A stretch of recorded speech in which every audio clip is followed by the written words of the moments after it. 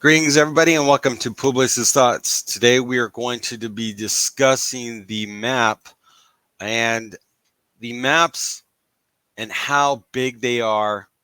This is a developer's insight on episode 7. So here we go. But before we go, how big is too big? Or this whole tiles of 441, is it really that big? That's the real question here. Hi, I'm Lauri Skylines. I'm a game designer at Colossal Order, and today's theme is maps and themes.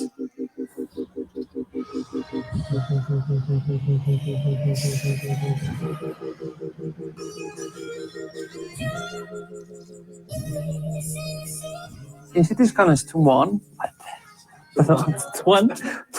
in Cities Skylines 1, the playable area was 9 map tiles, which was roughly 33 square kilometers. So when you start out the game, you're going to have 9 tiles. So a total of 33 kilometers and 12 miles and all that. In Cities Skylines 2, the player can get 441 map tiles, which brings the... So he says 441 tiles. 160 kilometers is 61.7 miles.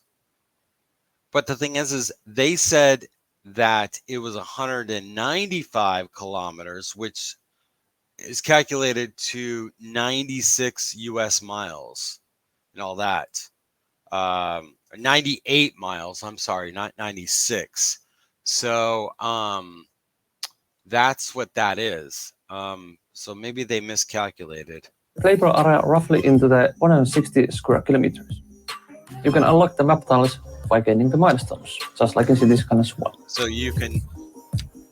But unlike in Cities Skylines 1... So according to him, he's a little hard to hear and stuff like that. His accent's a little thick, but that's okay. So when you make the milestones and stuff like that, you get so many stones to unlock and all that. Or how many, or so on and so forth. And you really got to be, really got to pay attention. This is why I don't like the tiles. I would have liked more of like some unique, like, unique other designs than a square. But like I said, it's got to be something to do with the engine and stuff. That's the only thing I can really see. So that's all. One, you can just click and drag the map tiles that you wish to purchase. You can also unlock the map tiles all the way to the map edge, so you can... I do like that though. You can like highlight all these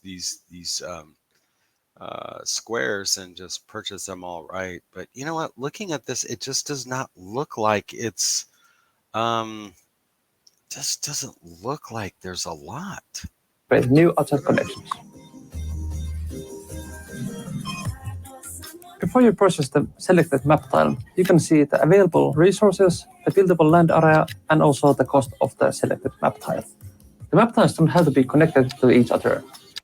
It looks big from this perspective, but until we actually get into the game, I don't know how this is going to work out and stuff. And I also think too that, you know what, the squares should be unlockable only over land, not water, because waterways should be actually open and all that, They can be bought separately and in any order you want.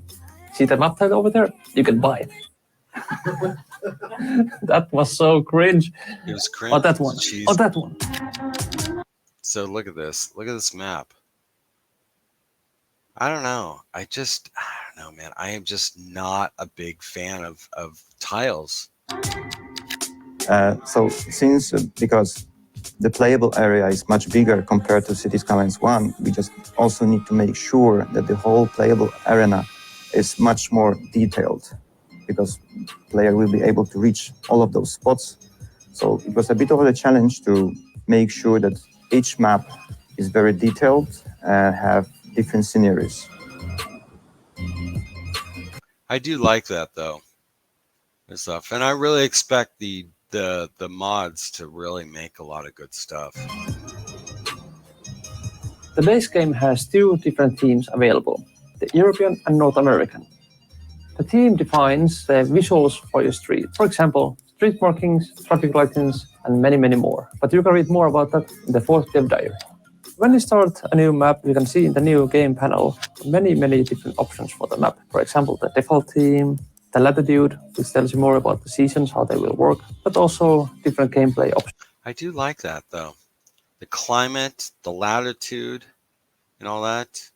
Because in City Skylines 1, it wasn't that detailed and stuff like that. I do like rain and all that, you know. And you got all these natural resources. You didn't have all these, all that, if I'm not mistaken. You had outside connections and stuff that it would show certain things, you know. But yeah. Options which will affect how the game will play out. You can also see the natural resources available in the map. The game features 10 cool maps, and they are all inspired by real-life locations. For example, the Great Highlands are inspired by the Scottish Highlands. Yeah. Do you have a favorite map? Well, that's the Highlands map.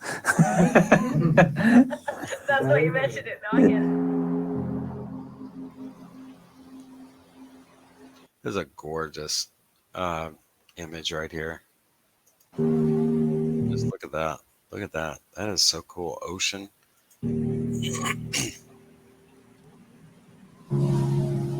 Look at that. Just another one. I mean, that's just in-game rendering. That's just beautiful. You know what I'm saying? Oh.